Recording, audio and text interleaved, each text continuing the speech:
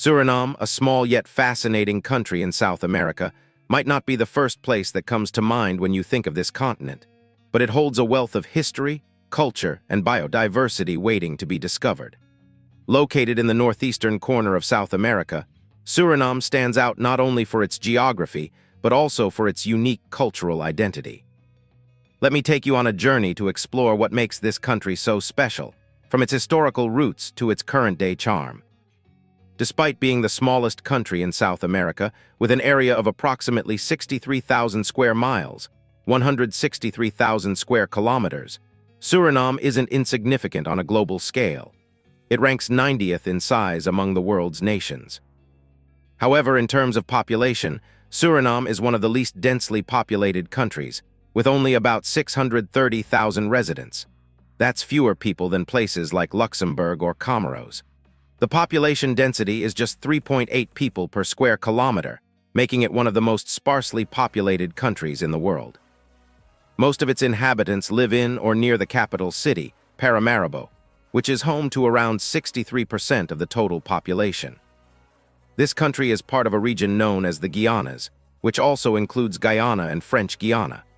Unlike most South American nations, Suriname isn't considered Latin American.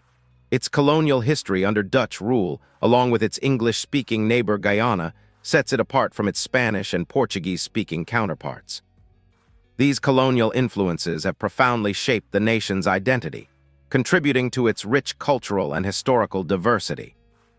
Before European colonization, the region now known as Suriname was inhabited by indigenous peoples, including the Arawak tribes who settled along the coast as early as 3000 BCE. They lived primarily by fishing and gathering. Later, the Carib tribes migrated to the region and established settlements in the dense Amazonian forests. European explorers from Spain, France, and England first arrived in the 16th century, but none established permanent colonies at the time. The first significant settlements began under British rule, with plantations along the rivers, including one named Marshall Creek on the Suriname River. In 1667, the Dutch acquired the territory through the Treaty of Breda, marking the beginning of centuries of Dutch colonial rule.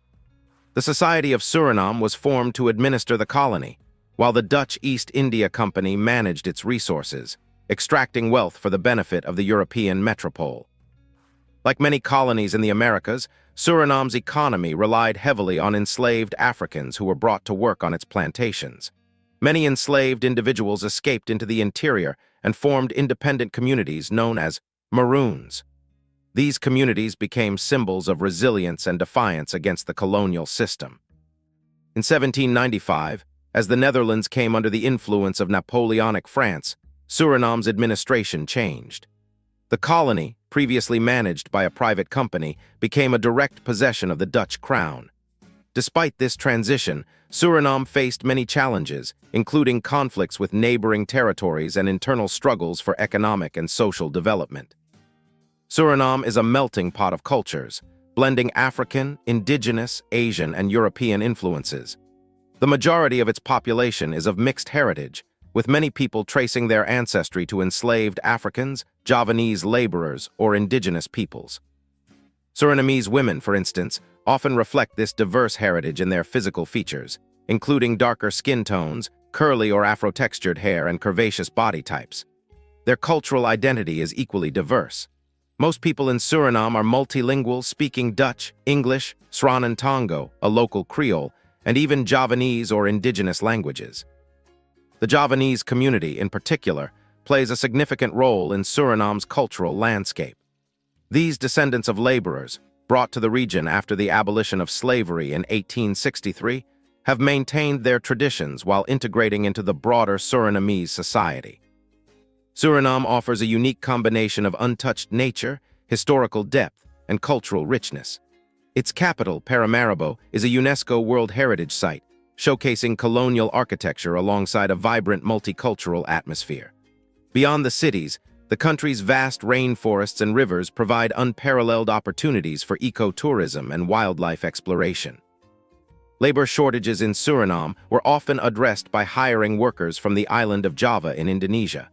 These workers were brought in to work on plantations and other essential sectors of the economy.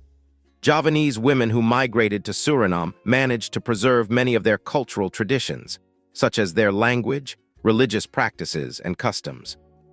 For instance, a significant portion of the Javanese community in Suriname practices Islam and continues to speak Javanese.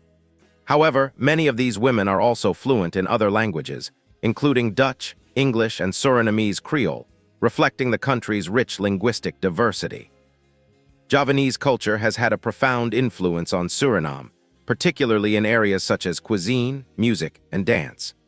Celebrations like Ramadan and the annual Harab festival are among the most prominent cultural traditions and have become integral to Suriname's cultural identity. Suriname's history is deeply tied to its colonial past. During the early colonial period, enslaved Africans were brought to work on sugarcane plantations. Later, workers from various ethnic groups, including Indians, Javanese, Chinese, and others, were brought to Suriname under labor contracts. This influx of diverse groups created a unique multicultural society. However, this diversity has also posed challenges in forging a unified national identity. Suriname gained independence in 1975, but the transition to self-governance was not without its difficulties. Many citizens chose to retain their Dutch citizenship and migrated to the Netherlands, leading to a significant population outflow. In the years following independence, the country faced political instability, including coups, corruption, and military rule, all of which hindered economic development and efforts to improve living conditions for its citizens. Over the past 30 years, Suriname has seen notable population growth, partly due to advancements in public health that have increased life expectancy. Despite these improvements, the country still faces significant challenges, particularly in infrastructure development. Much of Suriname relies on river transport, and road networks remain limited. Additionally, historical border disputes with neighboring Guyana and French Guiana continue to strain international relations. Suriname stands out in South America as a unique country with Caribbean ties rather than Latin heritage. It is a member of the Caribbean community, and its national football team competes in the CONCACAF instead of the CONMEBOL. This distinction has led many Surinamese players to represent the Netherlands, where opportunities and competition levels are higher. Over the years, Suriname has produced several outstanding players who have contributed significantly to the Dutch national football team. Suriname's cuisine is a vibrant reflection of its multicultural roots, offering a blend of bold flavors and aromatic spices. Popular dishes include roti, an Indian-inspired flatbread filled with curried vegetables or meat, and served with various side dishes. Nasi goreng, a fried rice dish with meat and vegetables of Javanese origin. Pom, a dish made from baked breadfruit combined with chicken or meat, rooted in African traditions. And baka bana, fried plantains typical of Indonesian cuisine. Traditional beverages also hold a special place in Surinamese culture.